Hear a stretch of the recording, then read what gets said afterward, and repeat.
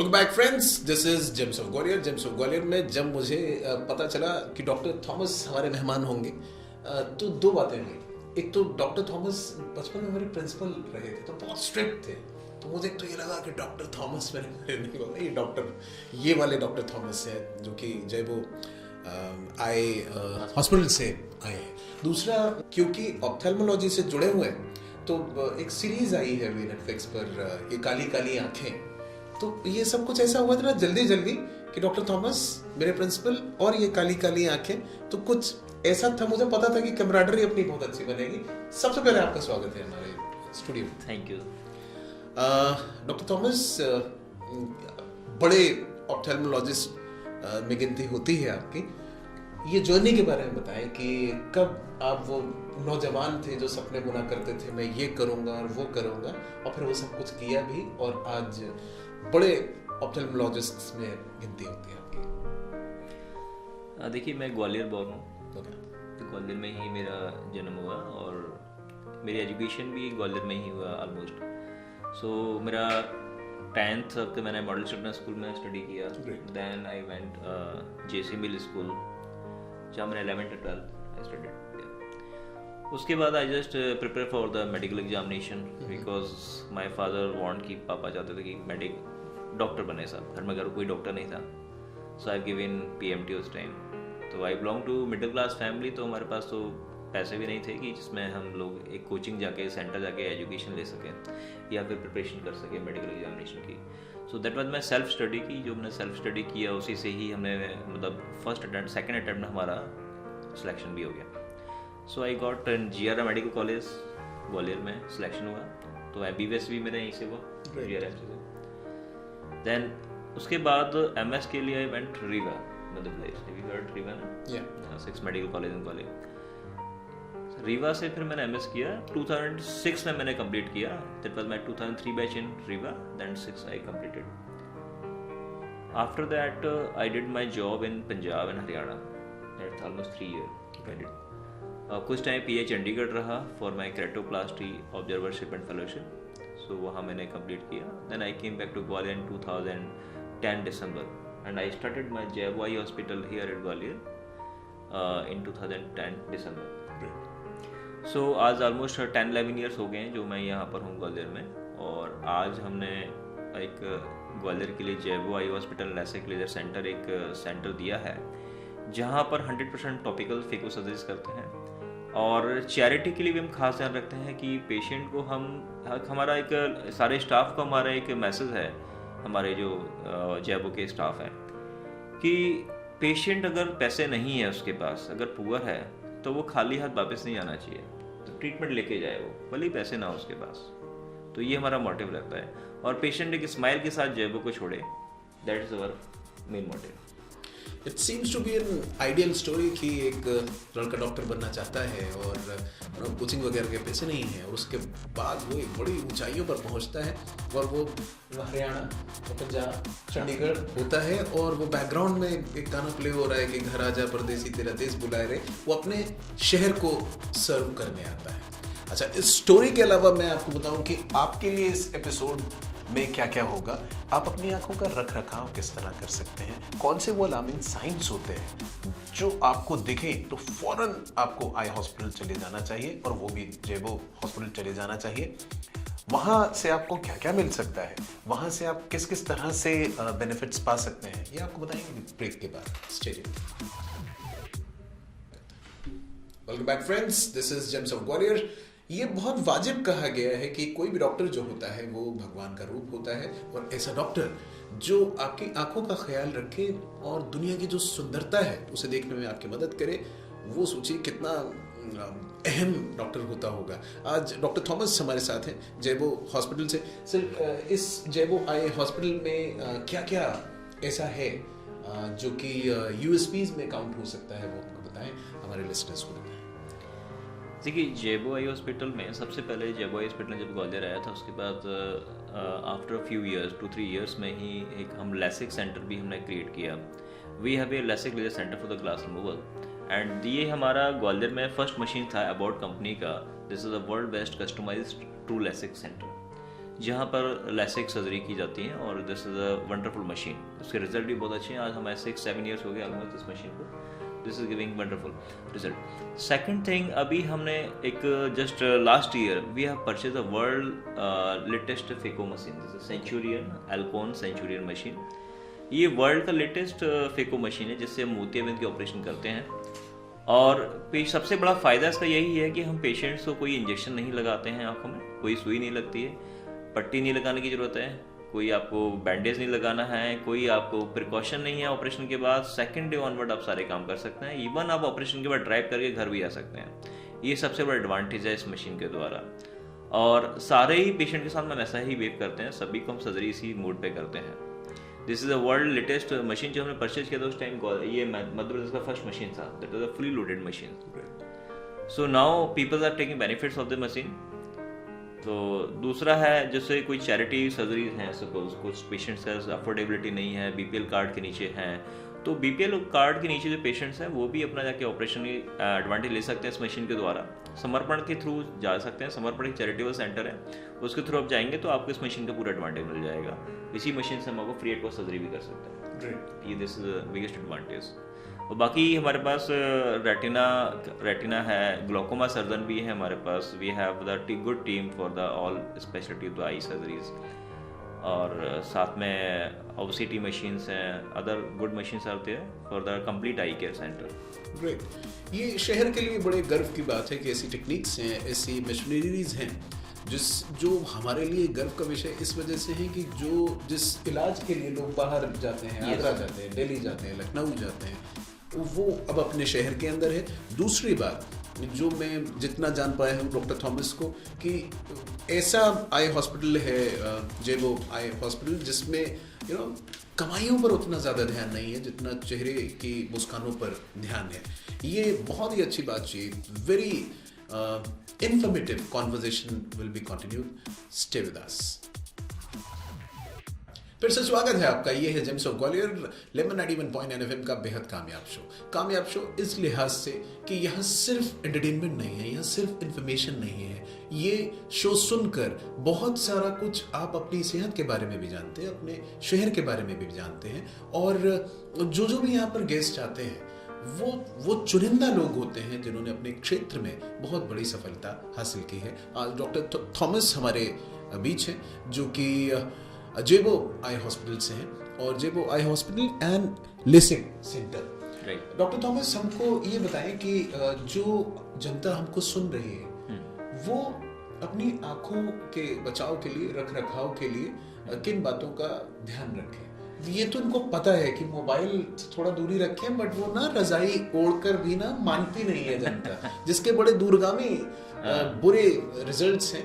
But please खुलकर बताएं sir. आज के डेट में जैसे डिजिटल इंडिया हम कहते हैं और इलेक्ट्रॉनिक मार्केट है, आप देखते हैं जब नॉर्मली इंसान जो अगर ऑफिस में बैठा है, घर में बैठा है, तो ही surrounded with the electronic gadgets. ज़्यादातर इलेक्ट्रॉनिक गैजेट्स हैं उसके पास, है ना। सो इलेक्ट्रॉनिक रेडिएशन और वाइब्रेशन तो हमें डैमेज करती है, हमारे ब्रेन को भी, हमारा बॉडी फंक्शन को भी। बट सबसे ज़्यादा जो कॉमन प्रॉब्लम है आइज़ के लिए जिसमें हमें केयर करने की ज़रूरत है वो है मोबाइल, 1। सेकंड लैपटॉप आपने देखा होगा, जहाँ भी हमारा आइज़ का यूज़ होता है, खास specially for the near vision, जहाँ भी हमने नियर के लिए लैपटॉप या इलेक्ट्रॉनिक गैजेट यूज़ करने हैं तो वहाँ प्रॉब्लम है। अब उससे कैसे बचा जाए? सिंपल से टिप्स हैं, अगर हम उसको फॉलो करेंगे तो हम उससे बच सकते हैं। फॉर एग्जांपल, जैसे कि आपको मोबाइल यूज़ करना है तो mobile should not be use more than 5-10 minutes. 10 minute से ज़्यादा एक बार में यूज़ नहीं करना है। 10 मिनट आप यूज़ करिए मैक्सिमम, ब्रेक लीजिए, उसके बाद फिर यूज़ कर सकते हैं। मोबाइल का आपका जो ब्राइटनेस कंट्रास्ट है वो रूम और सराउंडिंग लाइट के अकॉर्डिंग आपका मेंटेन होना चाहिए। दूसरा है आपका डिस्टेंस प्रॉपर मेंटेन हो, 45 सेंटीमीटर के बियॉन्ड स्पेस मेंटेन होना चाहिए मोबाइल यूज़ करने के लिए। 45 सेंटीमीटर मिनिमम डिस्टेंस है। स्पेशली रात में मोबाइल बिल्कुल यूज़ नहीं करना है। जैसे कि हम लाइट बंद करके मोबाइल यूज़ करते हैं, that is very very dangerous, है ना, क्योंकि उसकी ब्राइटनेस हमारे सर आइज़ के ऊपर होती है और उससे हम आप रिलैक्स नहीं कर पाते हो। सपोज आप दिन में मोबाइल देख रहे हो, आप दाएं बाएं भी देख सकते हो, है ना, तो आंखें जब हम डिस्टेंस की चीज़ें देखते हैं आंखें रिलैक्स करती हैं।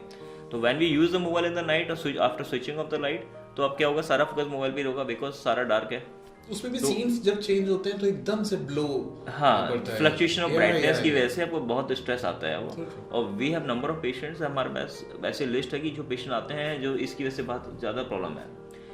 दूसरा, स्पेशली जो हमारे पास 7 या 8 ईयर्स 10 ईयर्स के बच्चे हैं, मोबाइल 8 या 9 ईयर से पहले बिल्कुल बच्चों को नहीं देना है। That is a poisonous to the child, कि उसकी हाइट हेल्थ के लिए, ग्रोथ के लिए, मेंटल और ब्रेन सेटिस्फैक्शन भी ये बहुत पॉइजनस है।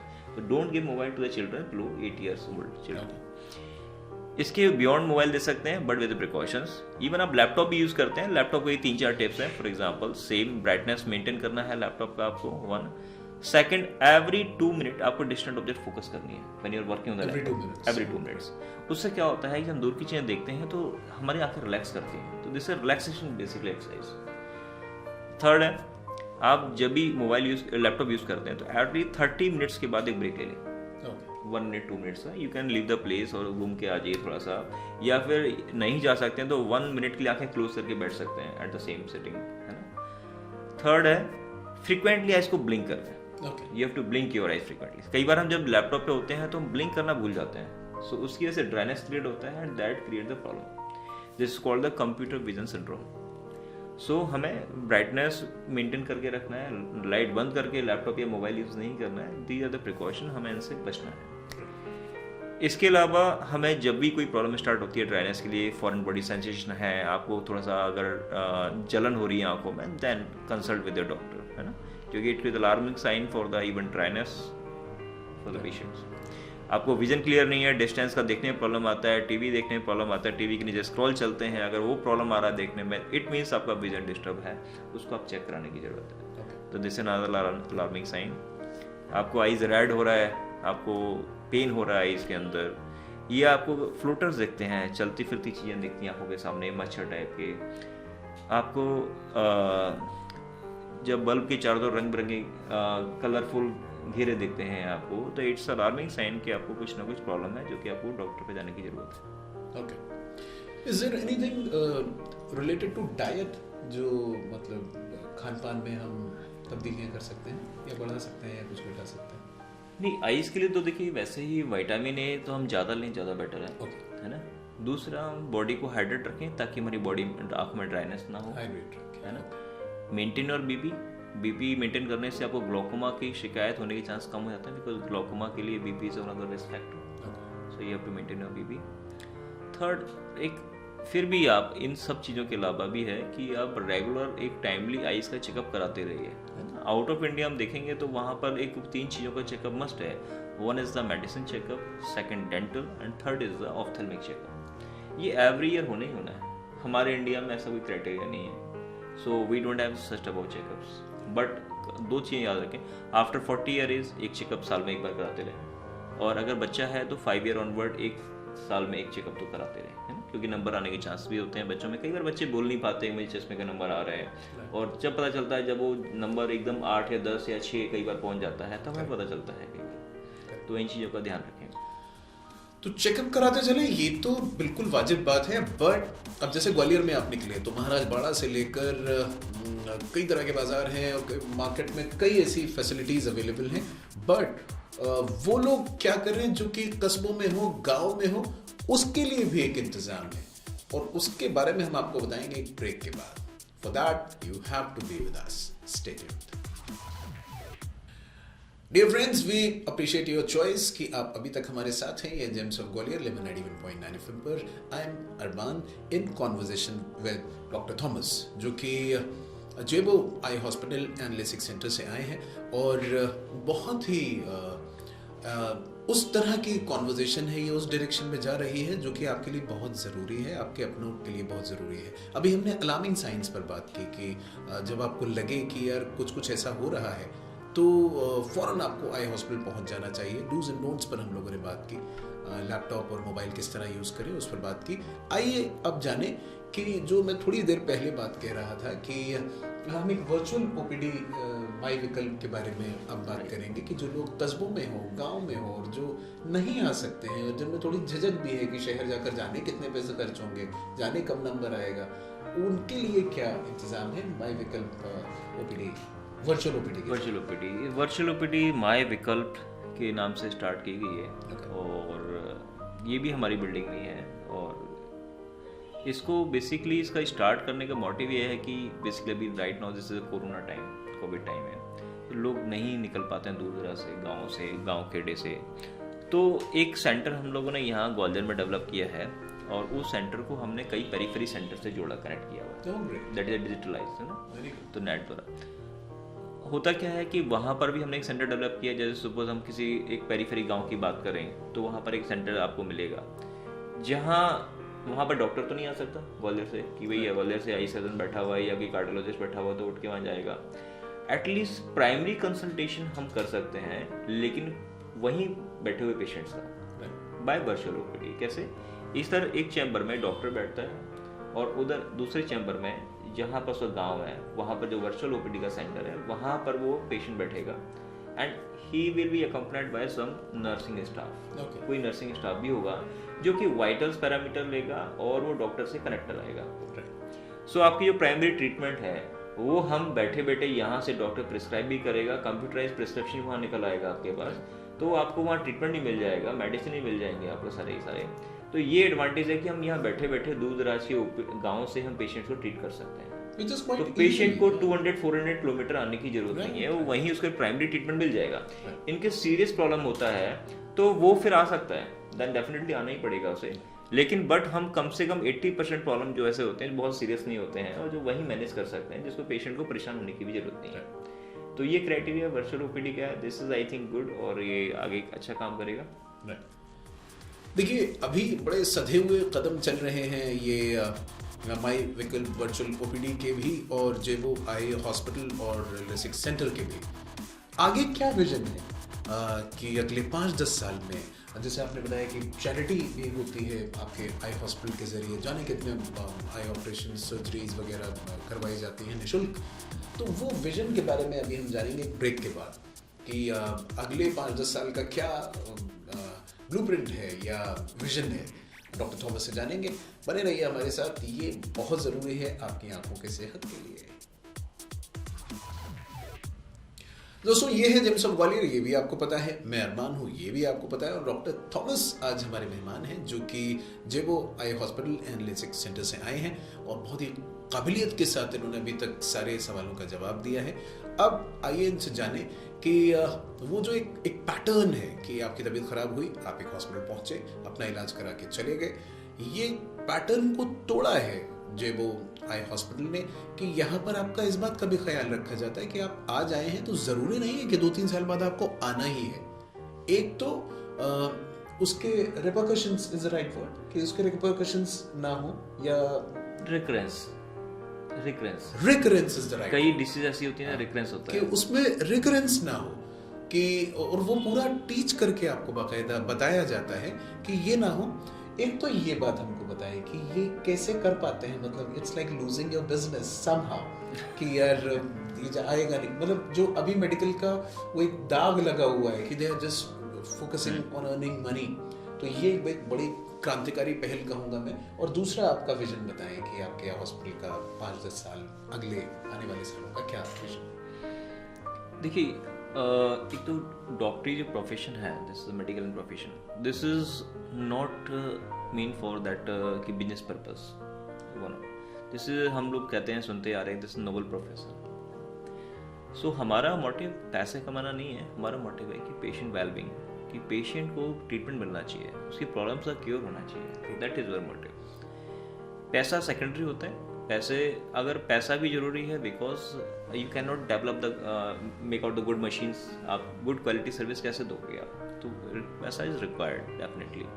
लेकिन we have option for the charity also. ऐसा नहीं है कि जो गरीब है उसको इलाज नहीं मिलेगा, उसको भी इलाज मिलना चाहिए।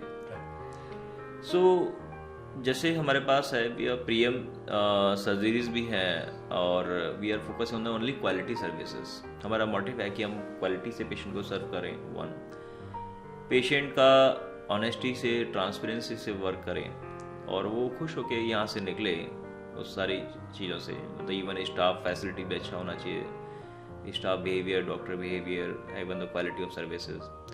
इसके अलावा जो पुअर पेशेंट्स हैं, जैसे फॉर एग्जांपल जो अफोर्डेबिलिटी नहीं है, जो 1000 रुपये बेचारे पे नहीं कर सकते हैं, उनके लिए हम लोगों ने एक समर्पण से एक लिंकअप है, टाई अप हमारा। तो समर्पण जो चैरिटी सेंटर्स हैं, वहाँ पर जो अपना पुअर पेशेंट है, बीपीएल जैसे कार्ड है होल्डर्स हैं, वो वहाँ पर जा सकते हैं, वहाँ पर अपनी एंट्री कराएं और फिर then we will do surgery at our premise. हम उसे अपने यहाँ ही सर्जरी करेंगे and with the same machine जिससे हम आपका मतलब प्रीमियम सर्जरीज करते हैं। और जिसका cost nothing, patient have to wear no charges, कोई पैसे देने की जरूरत नहीं है उसको, it all is free at cost including medicine, test and everything. But इसको बीपीएल कार्ड होना चाहिए उसके पास इलाज कराने के लिए, तो उसके लिए फ्री है। Very good. सो उसको जो हमारी जो सर्जरी की कॉस्ट 10,000 स्टार्टिंग है, 10,000 वो उससे फ्री करा सकता है। तो अभी तक हम लोगों ने कम से कम हमारे पास अभी 500 ओपीडीज का टारगेट है, सर्जरी का टारगेट है। तो अभी हम लोगों ने करीब 150 सर्जरीज कंप्लीट की हैं। तो लोग आते हैं, कराते हैं और उसका एडवांटेज लेते हैं। दोस्तों, राहत इंदौरी साहब का मुझे शेर याद आया। असल में राहत इंदौरी साहब इतने कामयाब और दिलों के करीब रहे कि स्वर्गीय लगाने का मन नहीं करता, वो ऐसा लगता है कि यहीं है, आसपास इस दुनिया में हयात है। वो कहते हैं कि समंदर के सफ़र में हवा चलाता है, समंदर के सफ़र में हवा चलाता है, जहाज खुद नहीं चलते खुदा चलाता है। तो ये बहुत सारे हज़ारों लोग जो फ्री चेकअप भी पा रहे हैं या आई सर्जरीज करा रहे हैं, ये कुछ अलग सिलसिला है। और ये बहुत अच्छी बात है कि कुछ लोग हमारी ही सोसाइटी में आसपास जाने कितने सोनू सूड्स हैं और they are not very much vocal about their good deeds, they believe in just working in a good manner. Doctor Thomas ऐसे ही मैं सोनू सूद का दर्जा दूंगा कि अगर आप इस विजन के साथ आए हैं, क्योंकि एक ऐसा विजन कई और ऐसे विजनरीज क्रिएट करता है, तो मेरी गुड विशेस हैं आपके लिए। बट ये आखिरी पड़ाव नहीं है आज के शो का, हम अभी वापस आएंगे एक ब्रेक के बाद। कुछ और ऐसा है जो कि बहुत ज़रूरी है आपको जानना। स्टे ट्यून्ड दोस्तों, एज आई प्रॉमिस बिफोर कि इसी कॉन्वर्जेशन के अंदर एक हिस्सा ऐसा है जो कि बहुत ज़रूरी है आप सबके लिए। हम रिकरेंस पर बात कर रहे थे डॉक्टर थॉमस। यस, तो वो बताएं कि क्या प्रोसेस हो सकता है कि उसका रिकरेंस ना हो। देखिए, कुछ डिसीजेस हैं आइज़ में या बॉडी में भी हैं, है ना। जैसे फॉर एग्जांपल यूवेटिस है, ये आपका कुछ इन्फ्लेमेटरी डिसीज है आइज़ में, जिनका ट्रीटमेंट आइज़ में भी पॉसिबल नहीं है कई बार एलोपैथिक ट्रीटमेंट से। सो समटाइम वो बार बार हम कंट्रोल कर लेते हैं, लेकिन फिर वो रिकरेंस होता है कई बार। या कुछ ऐसी डिसीज़ हैं कि जो आइज़ में क्यूरेबल नहीं है, बट ऐसी नॉन क्यूरेबल डिसीज़ को हम कुछ हद तक काफ़ी कुछ बॉडी के सिस्टम को मेंटेन करके हम उसे कंट्रोल कर सकते हैं। सो आप बॉडी को सबसे ज़्यादा हीलिंग मोड पर अगर पुट डाउन करेंगे तो हम जो रिकरेंसेस हैं डिसीज़ की, जो डिसीज़ हैं वो हमारे को कम परेशान करती हैं। फॉर एग्जांपल डाइट, जैसे आपको बॉडी को मेंटेन करने के लिए 2-3 चीज़ें हैं। वन, आपको डाइट पे फोकस करें, प्रॉपर डाइट होनी चाहिए। It should contain at least 80% vegetables and natural diet, you can say, है ना। सेकेंड, आप थोड़ा एक्सरसाइज, जैसे फॉर एग्जाम्पल प्राणायाम है, मेडिटेशन है, ये थोड़ा सा हीलिंग एक्सरसाइज है जो आप स्टार्ट कर सकते हैं। थर्ड है, आपको थोड़ा लाइफस्टाइल चेंज करने की ज़रूरत है। जो आपका रूटीन है, वेकअप का टाइम, सोने का है, उठने का है, और सोचने का तरीका है, थॉट प्रोसेस, वो चेंज करना पड़ेगा ताकि आप कम से कम एक पीसफुल माइंड के साथ में अपने बॉडी को पॉजिटिव वाइब्स दे सकें, अपने आप को पॉजिटिव चीज़ें देख सकें, ताकि आप जल्दी क्योर हो, जल्दी रिकवर हो, है ना। तो ये जरूरी नहीं है आई के साथ में, आप बॉडी में कोई भी प्रॉब्लम हो, कोई भी डिसीज हो, डायबिटीज़ हो, ब्लड प्रेशर हो, सभी को कम से कम 50% तो हील कर सकते हैं। कई बार क्या होता है, पेशेंट हमारे पास आते हैं, बोलते सर डायबिटीज़ है, ब्लड प्रेशर है, आई एम टेकिंग ट्रीटमेंट और मुझे कंट्रोल नहीं हो रहा है, ये भी और सर्जरी करानी है। तो हम उससे थोड़ा सा बहुत डाइट प्लान चेंज करते हैं और डाइट शुगर कंट्रोल हो जाता है। दूसरी बात, हम उससे ये भी बोलते हैं, भाई डॉक्टर तो आपका ट्रीटमेंट कर दिया, उसने मेडिसिन लिख दिया आपको, बट आप घर में क्या कर रहे हो डायबिटीज़ को कंट्रोल करने के लिए? आप क्या करते हो? बोले कुछ नहीं करते। सो मैंने कहा दैट इज अ मिसिंग। आप क्यों, आपका डायबिटीज जिंदगी में कंट्रोल नहीं होता, ब्लड प्रेशर कंट्रोल नहीं होता, हमेशा दवाइयों पे रहते हो आप। स्टार्ट दवाइयों से होता है, फिर आप इंजेक्शन पे आते हो, फिर आप अल्टीमेटली इंजेक्शन भी खत्म हो जाते हैं, डोज बढ़ जाते हैं।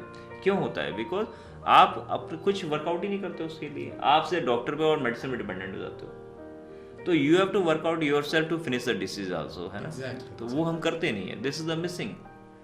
दैट्स वाई हमारे डिसीज लाइफ लॉन्ग चलता रहता है और रिकरेंस होते हैं। That is the way. तो रिकरेंसेस रोकने के लिए ये करना चाहिए। अच्छा, आपके मन में ज़रूर ये सवाल आ रहा होगा कि जेबो आई हॉस्पिटल कहाँ है और उसके टाइमिंग्स क्या है, अगर विजिट करना चाहें तो डॉक्टर थॉमस से अभी जान लेते हैं। Sir Jaibo wise hospital Monday to Saturday open रहता है और 11 to 7 नॉन स्टॉप चलता है, जैसे 11 to 7 ड्यूरिंग टाइम सर्जरीज भी होती हैं। और आपका ये university road near silver state Govindpuri में सिचुएटेड है, मेन रोड पे, तो आप कभी भी इसमें आ सकते हैं 11 to 7। Is there any contact number जिससे लोग yes the contact number is 8103027227। एक बार और 8103027227। ग्रेट। चलते चलते शहर ग्वालियर की जनता के लिए आपका कोई संदेश? मेरे को एक ही बात आप लोगों को कहना है कि हमेशा स्वस्थ रहें और हंसते रहें। इससे बढ़कर कुछ होगा भी क्या? ग्रेट। Smile please. वो ये है, देखिए इसका एक बहुत अच्छी एक लाइन मुझे याद आ रही है इसके लिए, वक्त कैसा भी हो सदैव मुस्कुराते रहें।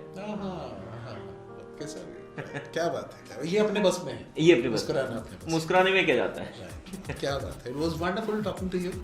और मुझे आपका विजन बहुत स्ट्रांग लगा एंड आई विश कि यही रहे आगे कुछ वक्त के थपेड़े, क्योंकि जब आप अच्छाई की राह पर निकलते हैं तो कुछ ना ऐसी दिक्कतें आती हैं, उससे आप हारे नहीं और सोसाइटी को सर्व करने का जो मादा आपके दिल में है, आपके जोश में है और आपकी कार्यशैली में भी वो दिखता है, आपके शब्दों में भी दिखता है, वो जिंदा रहे, आप बहुत कामयाबी पाएं और आगे चलकर जाने कितने डॉक्टर थॉमस ऐसे बनाए जो कि समाज को ऐसे सर्व करने की है। बिल्कुल, हम भी यही चाहते हैं कि मैक्सिमम हम कई हमारे जो फ्रेंड सर्कल्स हैं हम लोगों को मोटिवेट करते हैं, you just serve the peoples in a good manners, patient will be happy.